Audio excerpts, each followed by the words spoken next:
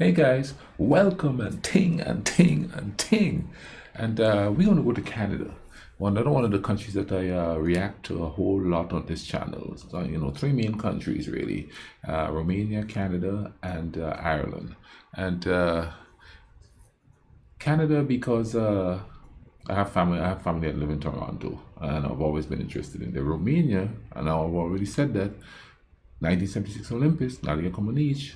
Always been interested in Romania then, and of course Ireland because of the Irish sort of relationship between the islands and Ireland and stuff like that. But this one here is called Canada's First Black Battalion, and narrated by the Honourable Mayann Francis.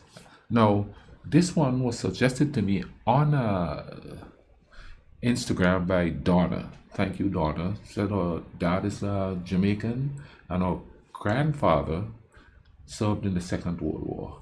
And she wanted me to watch this here. This is about the Black Battalion in the Canadian Army.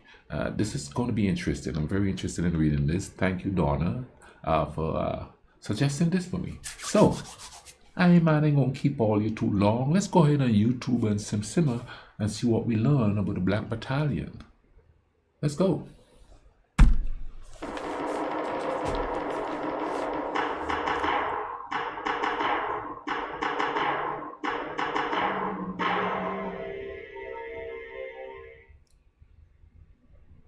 The poster read, "Wanted at once, 300 men for number 2 Construction Battalion for colored men of Canada." They weren't always wanted. Black Canadians had tried to enlist and had been turned away, told that it was a white man's war. Lieutenant Colonel George Fowler, commanding the 104th Battalion, said, "I have been fortunate to have secured a very fine class of recruits, and I did not think it fair to these men that they should have to mingle with Negroes." But by the summer of 1916, there were mountain casualties overseas and fewer volunteers at home.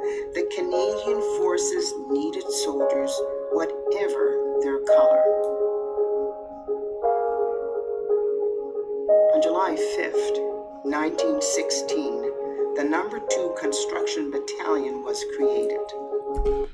I wonder throughout history how many peoples have been denied the right to serve their country. Which doesn't make any sense, for you to deny bodies going off to war. I guess that doesn't happen as much anymore, but to think about it, you have a war going on. People are going to perish. You're going to need as many people as possible to go. But discriminating and saying you can't go because of the color of your skin, it's not your war. And if it's not their war, why do they call it a world war? At the time when it was going on. You know what I mean? Doesn't make any sense, you know what I mean? I guess there's reasons behind not wanting them to go to war, because they'll feel a sense of belonging, really belonging, even though they already felt that. But you know what I mean? You didn't do nothing for us, so why, why should you have equal rights? Which doesn't make any sense because the ancestors actually built most of the stuff, forced to labor, but still build most of the stuff that all these people are enjoying or were enjoying at the time. Let's get back to this here. The only black unit ever formed in Canada. Most black recruits wanted to fight the enemy, not build roads. "The army let us join," one said, "but they wouldn't let us fight. They gave us shovels, not rifles." The unit was formed in Nova Scotia, home to more than a third of the country's blacks. Oh. The soldiers were black, but the officers were white, with one exception: the battalion chaplain, Captain William White. The son of a slave, White had come up from Virginia to attend theology school at Acadia University and stayed on as a Baptist minister. In 1916, he was the only black officer in the British forces.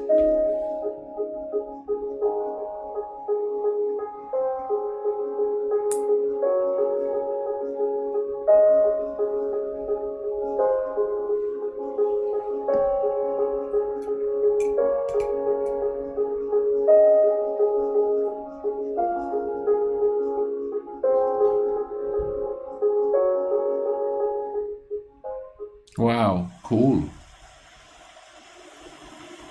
Recruits trickled in from across Canada. From Alberta, Arthur and William Ware enlisted, the sons of the legendary black cowboy John Ware.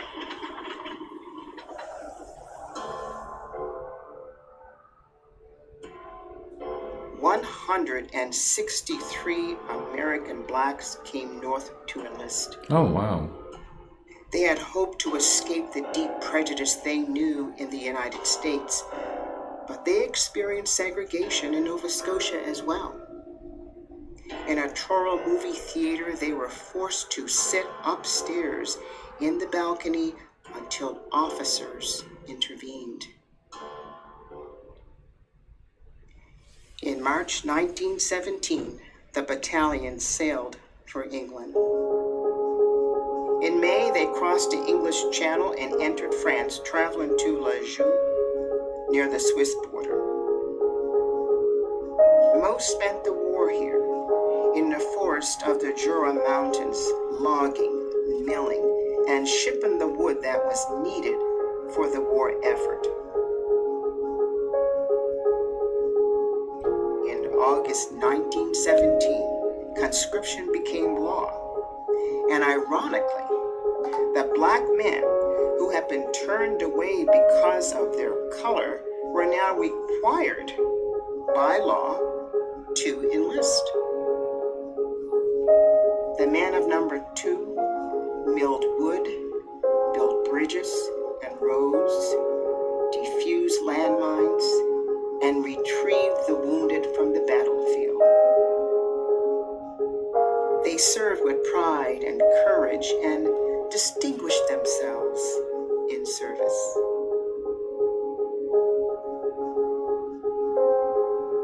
They were officially disbanded on September the 15th, 1920.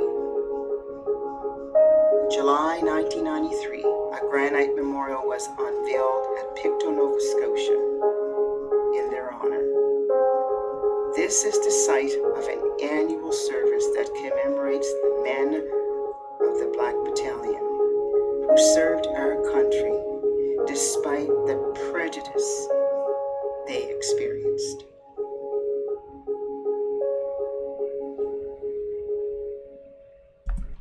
Wow. Short but hitting.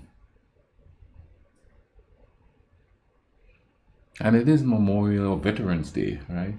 I do believe. And so this is quite fitting. And that's when I'm recording it anyway. It's going to be on today's Saturday. It's going to be on tomorrow. And that's just wild how the things we think of in dire times, you know what I mean? Oh, you're still not better than, so you don't get to serve and you don't get to be part of the quote unquote heroics that is gonna be transpiring, so you don't get credit for helping your country. Like I said, there's underlying things there for that, you know what I mean? Later on, people could say, well, you didn't do anything, so why you think you could get rights, you know what I mean? No, I'm saying all of this and I'm looking from a perspective of where I am, more so than where they are. I'm not real versed on that situation in Canada. I'm really not. I'm just literally just scratching the subject. I did react to a story of a female slave woman that was executed there, and that was quite a hard hitting, and I can't remember her name, But I'll link it in here so that you could go watch it. It's a very interesting story there. But thanks again, Donna, for suggesting this. And I hope we learn a little something. The more we learn, the more we understand, the easier towards solidarity for everybody. You understand what I'm saying? Thing. I'm gonna leave a link in the description for this video. You could go check it out without me babbling. And I'll also leave links here of videos that I've reacted to in Canada. That one about the slave lady that was executed for burning down. Oh man, she started, supposedly, allegedly started a fire that burned down a city in Canada. That's a very interesting one. Check that out. In the meantime, you all take care of each other. Go out and love a stranger, like I like to say. You understand what I mean? And I try to do personally every day. It's best I could where I am. Cool runnings, all right?